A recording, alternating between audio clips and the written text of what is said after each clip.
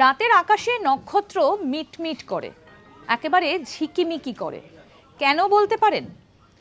যদি খুব সহজভাবে উত্তর দিই তাহলে বলবো যে প্রতিসরণের জন্য এটা হয়। এবার আপনাদের আসল বিষয়টা ভেঙে বলি। প্রত্যেকটা জিনিসেরই একটা ঘনত্ব থাকে, যেমন জলের একটা ঘনত্ব রয়েছে, তেলের একটা ঘনত্ব রয়েছে, বায়ুমণ্ডলের একটা ঘনত্ব রয়েছে।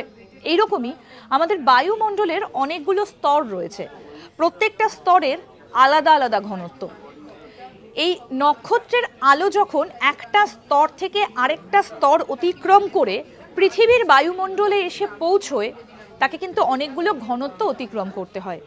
আর এই অনেকগুলো ঘনত্ব অতিক্রম করতে গিয়ে আলোটা বেঁকে যায়, যার ফলে আমরা যখন পৃথিবী থেকে আকাশের দিকে তাকিয়ে নক্ষত্রদের দেখতে পাই তখন মনে হয় যে নক্ষত্রগুলো একেবারে চকচক করছে, ঝিকিমিকি দিচ্ছে।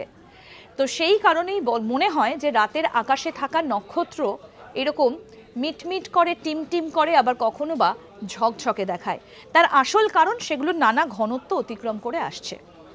এরকম আরও অনেক অজানা আপডেট পেতে দেখতে থাকুন আজ তাক বাংলার ইউটিউব চ্যানেল, সাবস্ক্রাইব করে নিন।